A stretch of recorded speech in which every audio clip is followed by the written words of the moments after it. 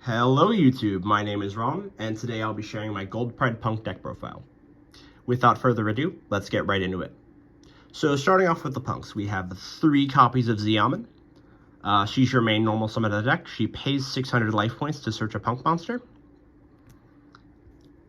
All of the level 3 punks pay life points to activate their effects, and this is very important because all of your Gold Pride monsters can special summon themselves from your hand if you have less life points than your opponent. So that's where the main synergy comes into play. We have 2 copies of Ogre Dance. This is essentially 2 more copies of Ramen because this just discards itself from your hand to search a non-level 8 punk from your deck. So you just search out Ramen.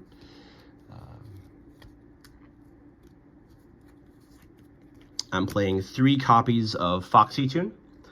This discards itself and another card from your hand to special summon a punk from the deck. This can be both a starter and an extender because you can either summon Ramen to start your combo or search this off of Ramen and summon your Shirakusai with it to continue your combo. So that's why I'm playing 3 of this and only 2 Ogre Dance. I'm playing the 3 E-Telly to round off the punk starters. That's a total of 11 starters in a 42 card main deck. Moving on to the punk one-ofs, we have the Shirakusai. This is the Fusion Summoner. Wagon, this is the Spell Searcher. The spell you're searching is Extreme Session.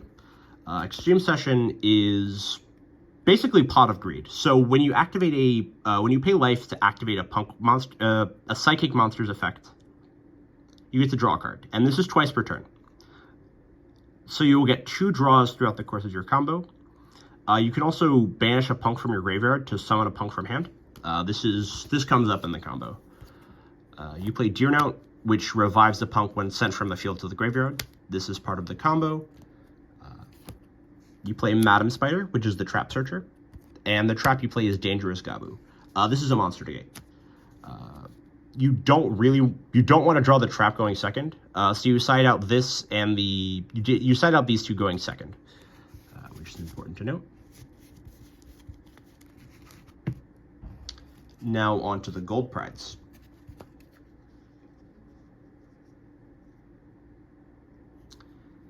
For the spells, I play 2 copies of Better Luck Next Time, and 1 copy of That Came Out of Nowhere. I was originally playing 3 Better Luck Next Time, but you always search a Gold Pride spell in your combo, so you don't have to start with this to play. That Came Out of Nowhere is the Reborn spell. It's kind of mid, which is why I cut down Better Luck Next Time, because I'd rather be searching this than searching this. This searches a Gold Pride monster and then pays life points equal to its attack, so it gets you down to the threshold to where they're free specials. And whenever a Gold Pride extra deck monster returns to the extra deck, you get to draw a card as a once per turn. So all of the Gold Pride extra deck monsters blow themselves up during the end phase if you've used their effect this turn. So they return to the extra deck and then summon their respective monster that's in the artwork from your deck or graveyard. So it triggers during the end phase to get a draw of Better Luck Next Time to help recoup some resources.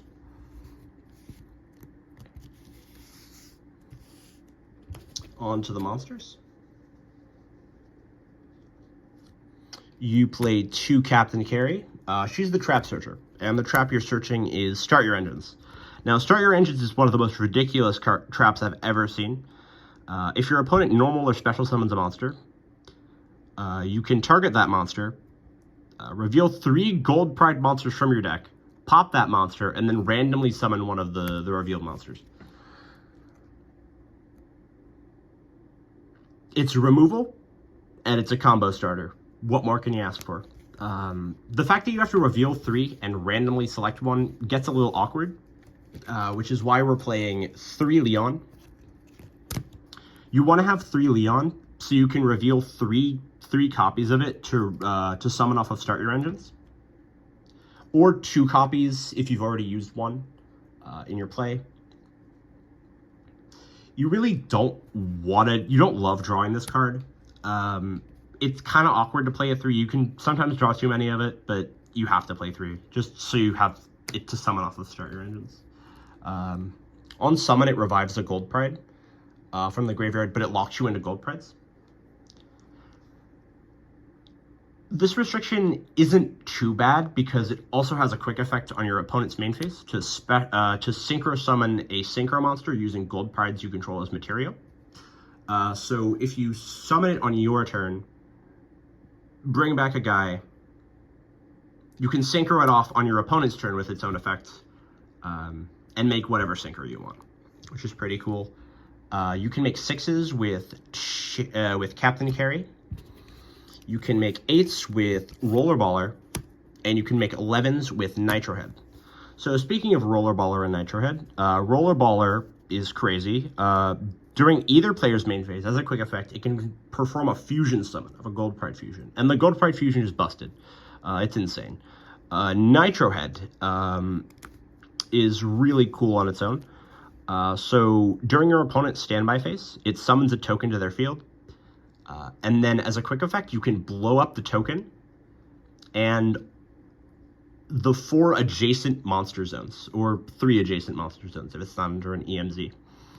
So summoning a token is really good against Kashtira. But more than just that, if you're playing against a lake deck, you can put something in the extra monster zone and then summon the token under their extra monster zone. So if they have to, when they link summon, you can blow up the token and then blow up the link monster. And the token can't be used as link material, so that's really important when playing against link decks. Nitro Head's token also turns off board breakers like Evenly Matched and Lightning Storm, which is really important for this deck, especially in games 2 and 3.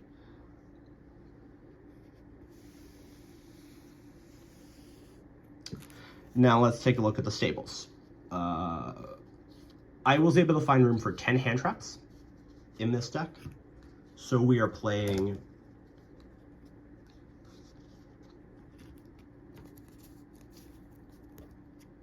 three copies of Ash Blossom, 3 copies of Imperm, 3 copies of Ghost Bell, and the 1 Ghost Ogre. Now, Ash and Imperm are very generic. They're good against basically everything. Sometimes you side out the Imperm going first, because you set a lot of back row anyway. So Imperm feels a little bit redundant, and you don't want to draw it during your end phase draw off of Better Luck. But it's good going second, so you play it anyway. Ghost Bell I found to be crazy in this format. It's very good against everything except for Kashtira and non-runic sprites.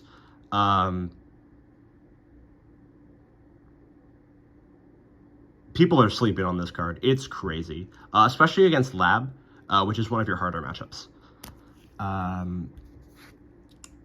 Ghost Ogre is kind of mid, but it's searchable, so you play it as a searchable one-of. So 10 hand traps in total, and now let's move on to our power spells.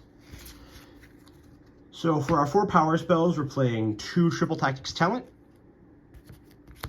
and 2 Triple Tactics Thrust.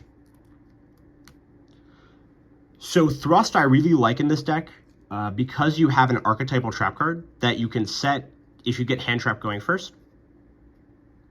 And it's also great going second, especially post board, because you can thrust into any of the board breakers that you're siding in. You can also thrust into Triple Tactics Talent, even in game 1. Triple Tactics Talent is crazy on its own though, because if you get hand trapped, you can like rip a card from your opponent's hand or draw 2 to extend. It's just crazy. And it's even crazier going second. So playing these guys helps you go second. This deck isn't bad going second, but it's not great. It's no Kashtira when it comes to going second, so it's all right. Now let's take a look at the extra deck. So for the P.U.N.K combo, we're playing Rising Carp, Jam Dragon, and Amazing Dragon. So now to explain the whole P.U.N.K combo. So basically you go Xiamen into Foxy Tune into Shirakusai. Shirakusai fuses for Rising Carp. Rising Carp tributes itself to summon 2 P.U.N.Ks from the deck. So you summon Deer Note and Wagon. Wagon searches Extreme Session. Then you make Dragon Drive Dragon Drive is able to search you your Madam Spider. Deer Note brings back either Shirakusai or a level 8. Then you go Extreme Session, summon the Madam Spider. Madam Spider gets you your trap. And Shirakusai is able to Synchro Summon on your opponent's turn. So you're able to Synchro Summon into Amazing Dragon, which is a bounce. It's a bounce 4 after you've resolved your whole P.U.N.K combo, which is just insane interruption. So those are the P.U.N.K extra deck monsters. Now let's move on to the Gold Pride extra deck monsters. I'm playing one of each, 1 Star Leon, 1 Pinballer, 1 Chariot Carry. Chariot Carry is important for the combo. She's the Spell Searcher I alluded to earlier. She searches a Gold Pride spell, but if your life points are lower, she can also dump a Gold Pride monster from your deck to the graveyard. So what you want to do is, you usually want to dump Pinballer, or Rollerballer, sorry, excuse me. You want to dump Rollerballer and search Better Luck next time. So you can Better Luck next time search Captain Carry. Captain Carry will search Start Your Engines. So you can set the Start Your Engines, flip it to summon, reveal 3 Leon from the deck, summon Leon. Leon effect will summon back the Rollerballer, so you can then fuse for Pinballer on your opponent's turn. That's the main setup. Sometimes the lines will deviate, but that's the main idea. Pinballer is insane.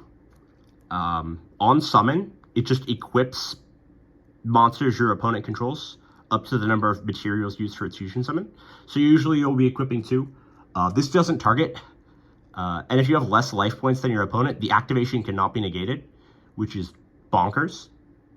So yeah, this is an insane form of monster removal. Now we move on to a mediocre form of monster removal in Gold Pride Star Leon. This only pops if you have less life points than your opponent, and it has to gain attack first. So you can't pop monsters with 0 attack, which is very unfortunate in matchups like Rikus and Avalon. Now moving on to the generic synchros. I'm playing Dragite, Draco Berserker, and Psychic End Punisher. Dragite's a spell trap negate while you have a water engrave. Rising Carp is a water, so after you do your P.U.N.K combo, this should always be live. The spell trap negate comes up a lot. This is part of, not your main end board, but it comes up a lot. You make this a lot turn 1. Draco Berserker, you don't make a lot turn 1, but it's nice to clean up boards going second, because it can attack twice. After it beats over something, it can attack another monster. Speaking of cleaning things up, Psychic End Punisher is a house. It's an OTK machine. You drop your life points a lot in this deck, and at the start of the battle phase, it gains attack equal to the difference between your life points and your opponent's. So if you get yourself under 35 and swing direct, it's just lethal.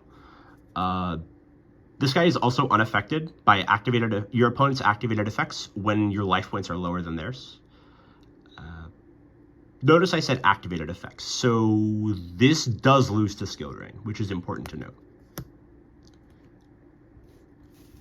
Moving on to the generic XCs, we're playing Fortune Tune. Fortune Tune is the Zeus enabler. So you go Fortune Tune, Downer, Zeus, and then I have 2 rank 8 XCs. So you can make the rank 8s with the punks. You make a P.U.N.K synchro, then you can Deer Note back a level 8 P.U.N.K. This is especially useful if you have a level 3 extender. So you can make your rank 8 and then make Chariot Carry. Hope Harb is a spell negate, and Photon Lord is a monster negate. And the last slot in the extra is Donner, Dagger for Hire. This is just an exiled force from the extra deck. It's your main out to Baguska, which is very important. You could also play Nitro Blaster, which is the Gold Pride Link monster. It's kind of mid. The problem is that it requires Gold Pride monsters with 2 different levels, which means you can't make it with Carry plus Leon, which kind of sucks. Also, this is very important when you're outing Ibli. Yeah, you just like normal summon a guy, make this with the Ibli and the guy you normaled, and then just keep going from there. It's very important. Okay, now let's move on to the side deck. So Lab is a very tough matchup. So I'm playing not 3, not 6, but 9 pieces of backer removal. Cosmic Cyclone actually synergizes with this deck because it drops your life points, which makes your Gold Pride's life. Other than just being good against backer decks, Lightning Storm is also crazy into some other matchups. I like Lightning Storm against Math and Cash.